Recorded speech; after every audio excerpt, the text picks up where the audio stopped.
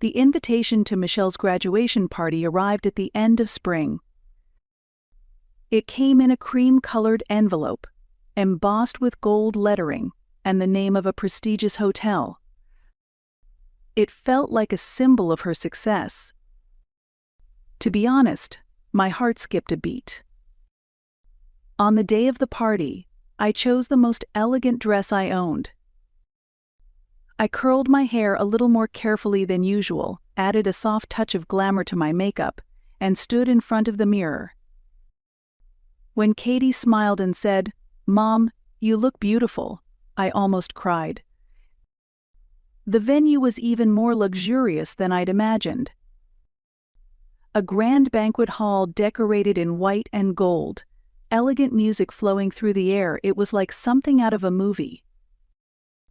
At the reception, I gave my name. The woman at the desk checked the guest list, tilted her head slightly, and said, "I'm sorry, but I don't see your name." I showed her the envelope. "This is my invitation." She took it hesitantly and started checking again when a voice called out behind me, "Jessica? What are you doing here?" I turned to see my sister and mother standing there.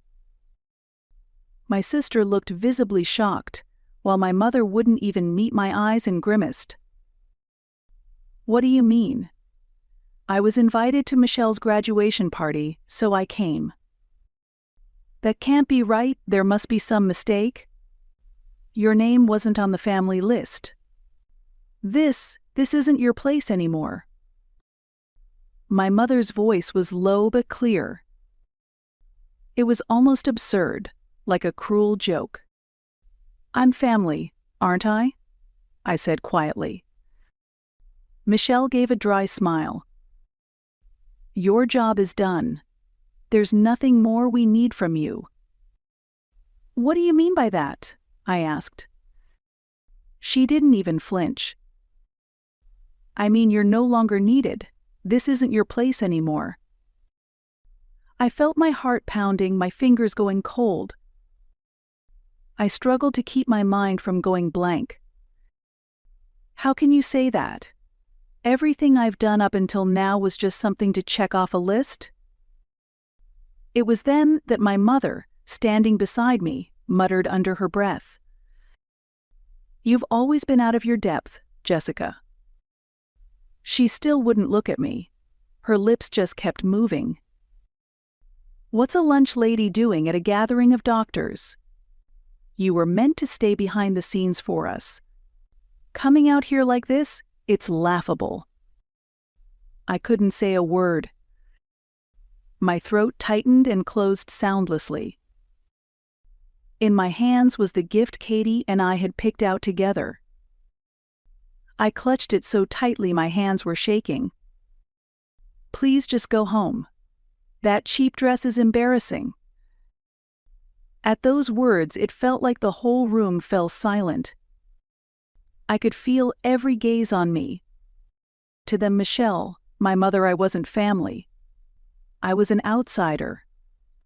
"Security, please escort this woman out. She's not supposed to be here." At Michelle's words, a man in a black suit approached. "Ma'am, I'm sorry, but..." It felt like a dream. My feet wouldn't move.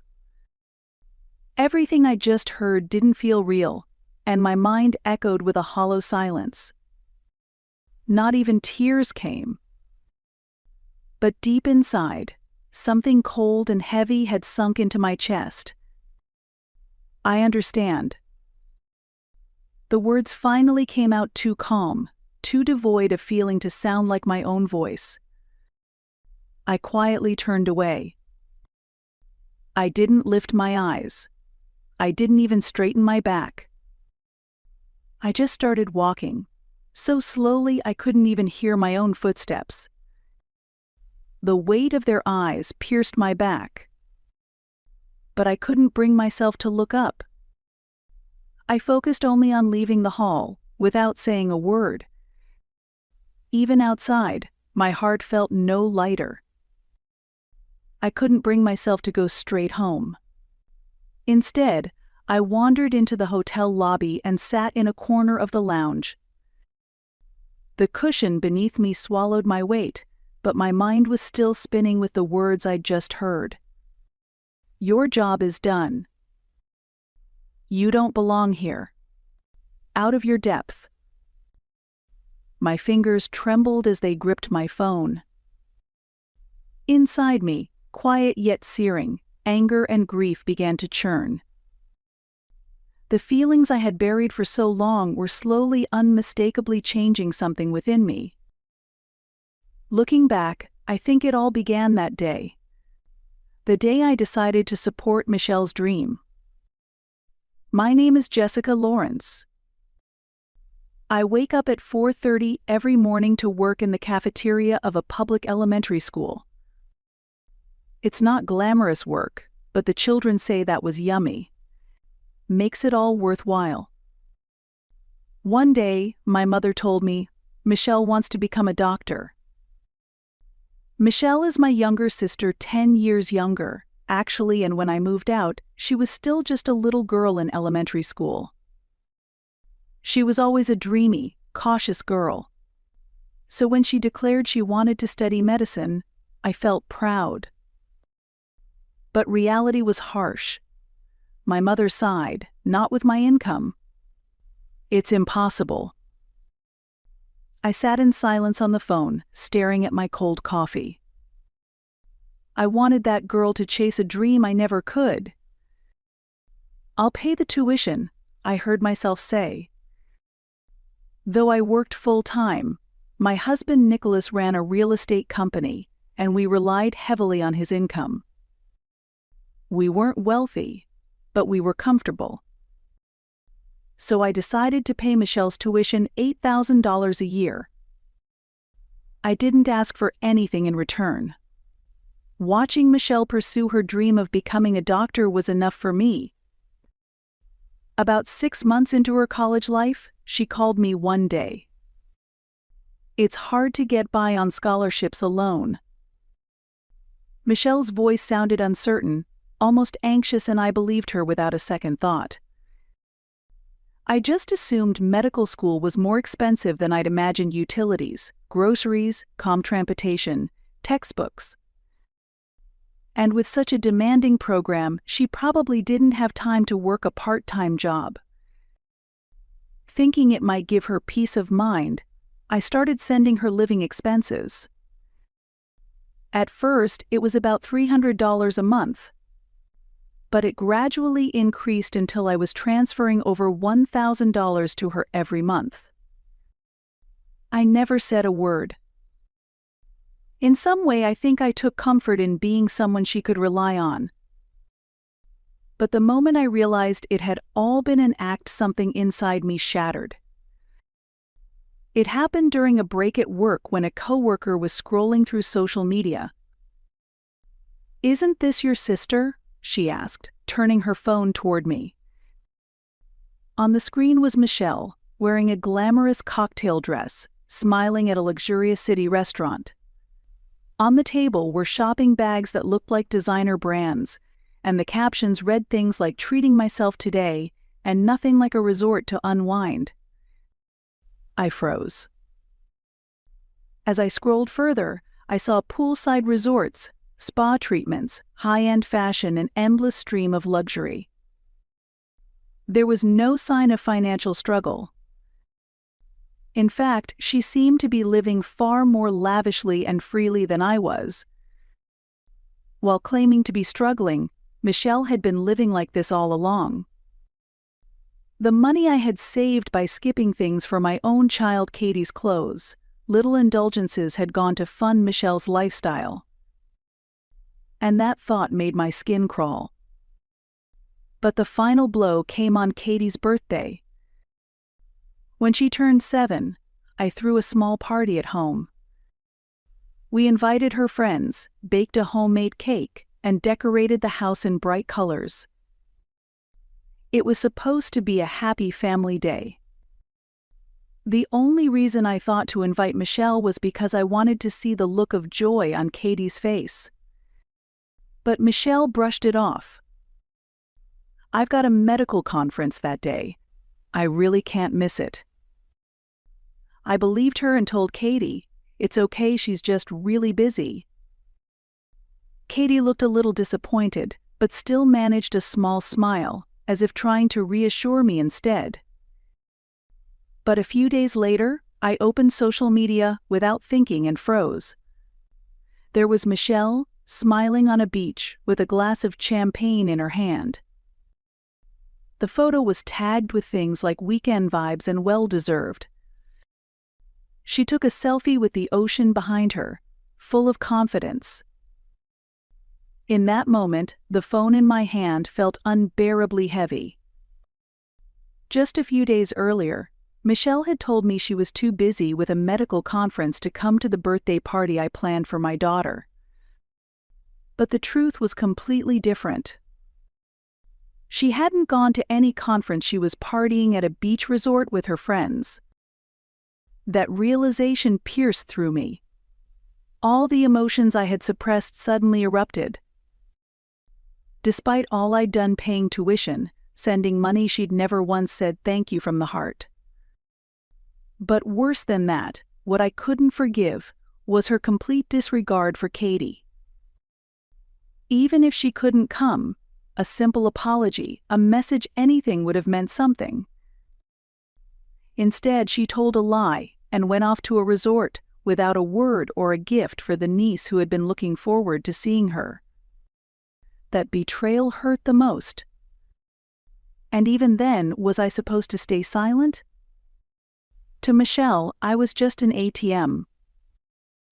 A bottomless source of money she could tap into guilt-free, whenever she wanted. Someone she could betray without hesitation. That night, I couldn't sleep. In the quiet of our bedroom, I lay staring at the ceiling, listening to my husband and daughter breathing beside me, realizing that everything I had believed in was a lie. It was a kind of loss I couldn't even put into words. But beneath that loss, a new emotion stirred. I had never asked for anything, not even gratitude.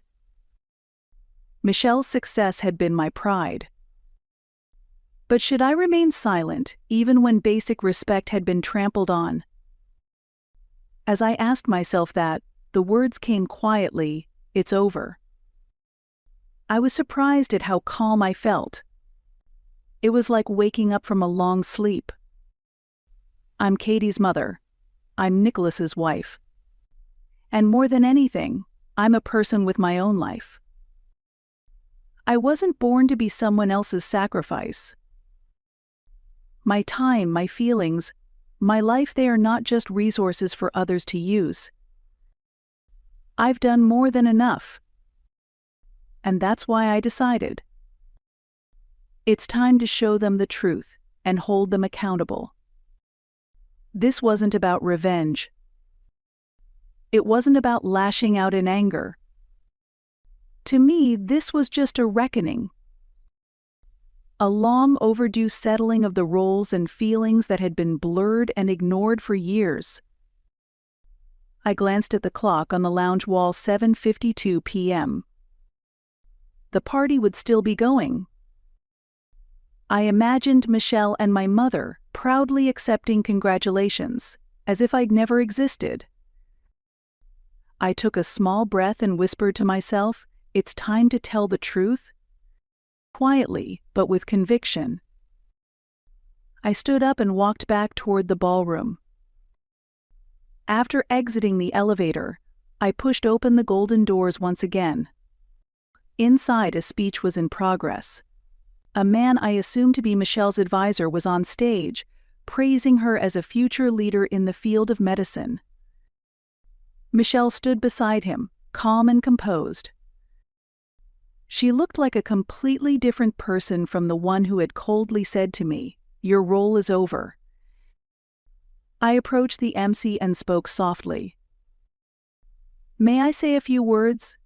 Just for a couple of minutes." He looked startled, but I didn't miss the faint flicker of understanding in his expression. As the microphone was handed to me, a ripple of whispers spread through the hall. But I wasn't afraid.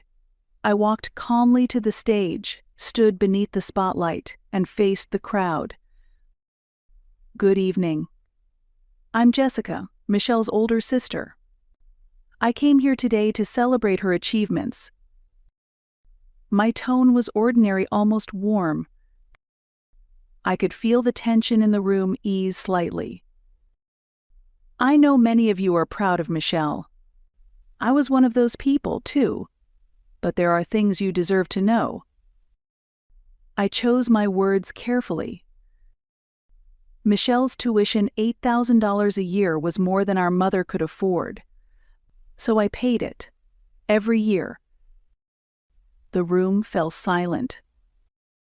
She told me scholarships weren't enough to live on, so I sent money every month.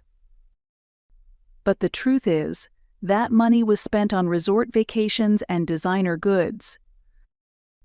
Michelle tried to shout something from the back, but my voice through the mic overpowered hers. I'm married, I have a child, and even so, we cut back on our own lives to support her. I didn't just cover her tuition, I took over the mortgage on our family home, too. Without me, she wouldn't have had the life she enjoys now. I scanned the crowd. Their faces were a mix of shock and disbelief. Michelle's cheeks were burning red. My mother had gone pale. Still, I never asked for anything in return. Because we were family. Because I wanted her to live her dream. My voice faltered for a brief moment. But I continued. And yet today, my sister and mother told me, your role is over. You don't belong here. They had me thrown out of the venue. The room held its breath. I wanted this day to be a celebration of her success. But now I'm claiming it as the day I take back my own life. Before stepping off the stage, I added one last thing. If standing here makes me out of place, then so be it. But the one who truly needs to reconsider their place isn't me. I handed the microphone back to the MC. I didn't wait for applause. I wasn't looking for praise. I simply left the truth behind and walked away.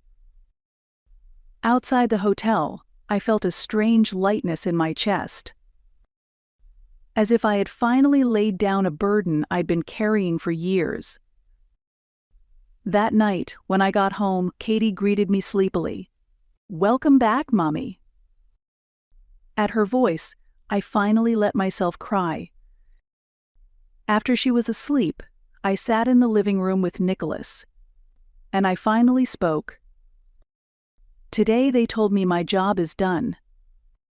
He frowned. What does that mean? I told him everything that had happened at the party. He listened silently until I finished, then sighed deeply. I've been worried. That you were giving too much, that you were breaking yourself to hold them up. I shook my head. When Michelle got into med school, there was no money. I was the only one who could pay, so I thought it was just what I had to do. But I wrapped my hands around the cold mug in front of me. After everything I've done, why did they say that to me? What did I do wrong? He gently placed his hand over mine. You didn't do anything wrong. You were taken advantage of because you're kind. Because you thought being family meant you had to carry it all. But now it's okay to draw the line. His words sank into me. I knew I had to change. Just throwing emotions at them wouldn't fix anything. What I needed was action. Something real. The next day, I told Nicholas. I'm going to take formal action about the house. I'll talk to a lawyer and start the eviction process. He simply nodded and held my hand. "I've seen everything, Jessica. It's time to close the chapter properly." For the first time, his words made me feel something I hadn't in years. The comfort of knowing I wasn't alone. That weekend, I visited a lawyer's office. Calmly, methodically, I submitted all the financial records, mortgage paperwork, and legal documentation confirming my ownership and usage rights. After carefully listening, the attorney nodded. "Legally, the property is in your name. You have full rights to request that your family vacate the premises. We'll begin with a certified notice. If they don't comply, we'll proceed with legal eviction." On my way home, I paused and stepped into the old bakery I used to visit as a teenager. Back when I was the one cooking and cleaning in that house, this little shop had been my only escape. The warm scent of butter and freshly baked bread felt like a quiet whisper from the past. "You did well." A few days later, the certified letter was delivered. The response came quickly. From the other end of the line came my mother's furious voice. "What are you thinking? Telling us to move out now. We've lived in that house for years." I replied in a steady voice. "Do you remember who's been paying the mortgage since Dad passed? That house is in my name. I've carried that responsibility all this time." But not anymore. There's been no gratitude, no respect. I have no reason to keep holding on to this relationship. "So you're just abandoning your family?" I thought family meant mutual support, not one person endlessly sacrificing.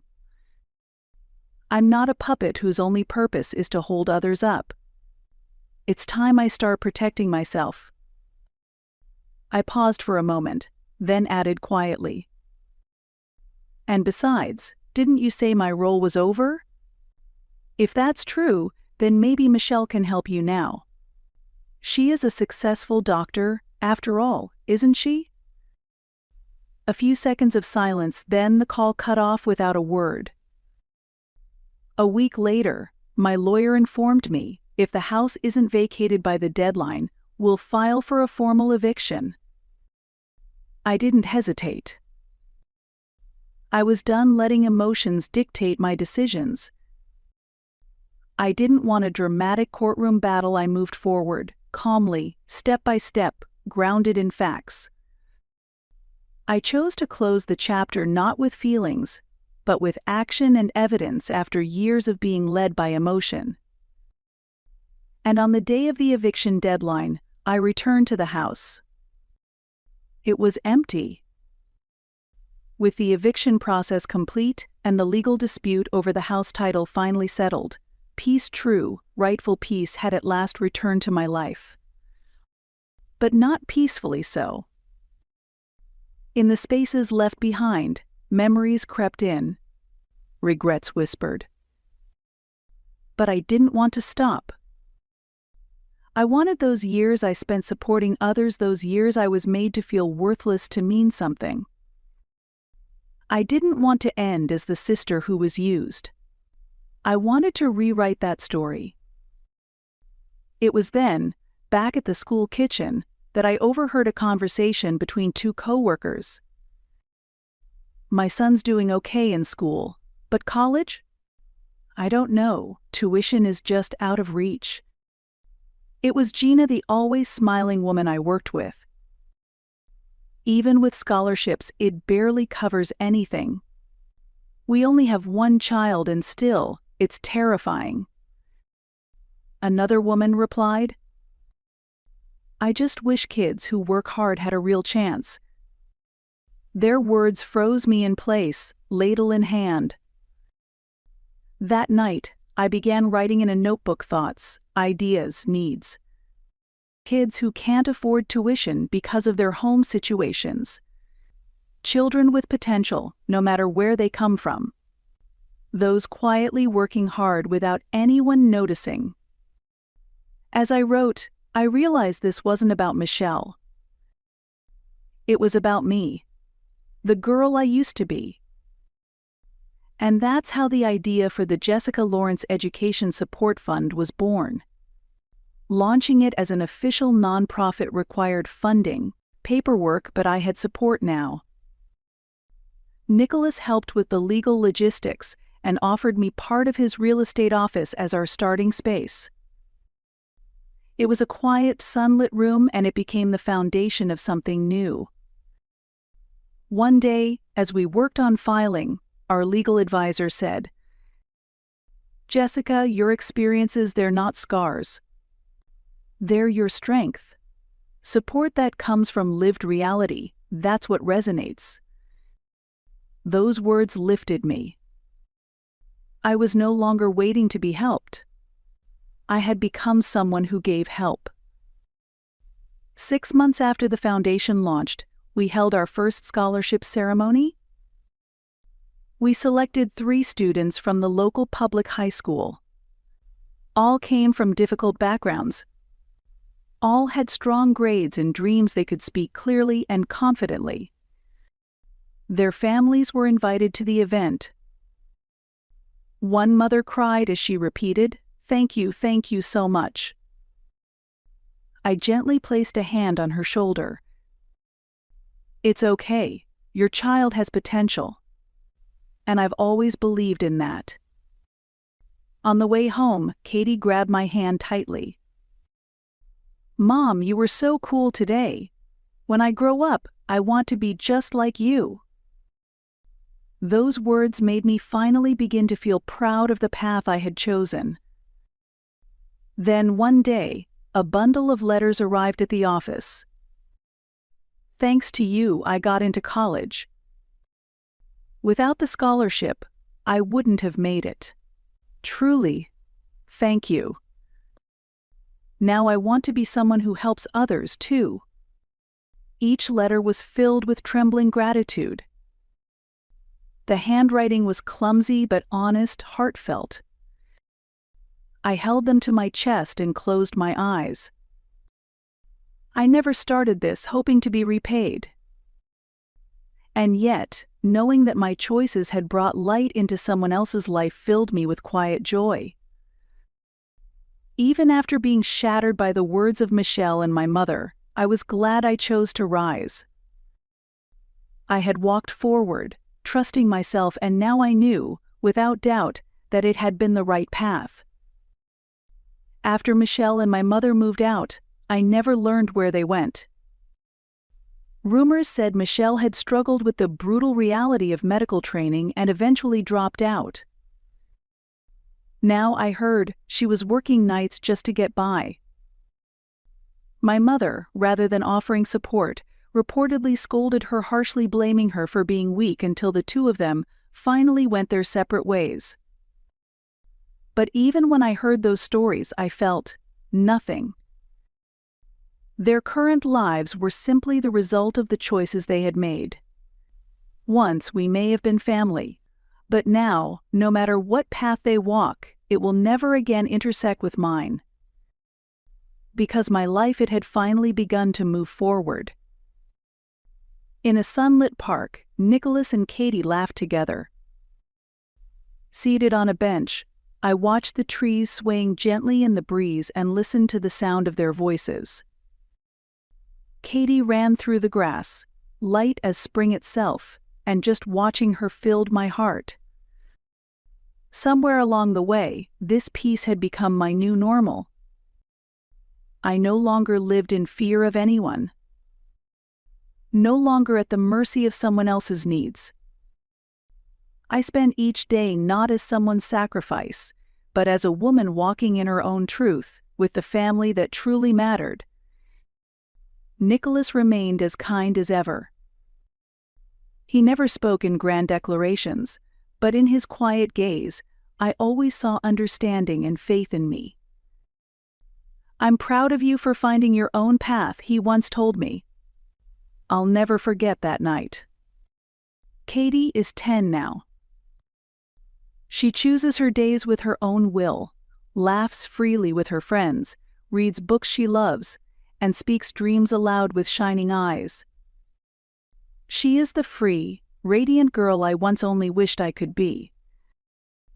And in my heart, I knew cutting ties with my mother and sister had been the right decision. The work of our nonprofit had since spread beyond the state, and next year, a new scholarship program was set to launch. We were reaching more children, our staff were growing, and I was still learning every day. No matter how far we expanded, the core of my heart never wavered to believe in someone's future. That belief had become my life's purpose. Suddenly, Katie ran toward me with a bright smile. "Mom, look," she called, waving her little hand. I stood slowly and opened my arms wide. She ran straight into them, and I caught her with everything I had. "You did amazing," I whispered, holding her close. In my arms was everything I had fought so hard to protect, a future worth every breath. It would never be stolen from me again. Never trampled on. I was living now not alone, but surrounded by a family who saw me, in a community that truly needed me. I had learned to value bonds of the heart over those of blood. I am no longer just the lunch lady. I don't stop at supporting others, I move forward by empowering them. I am living my life.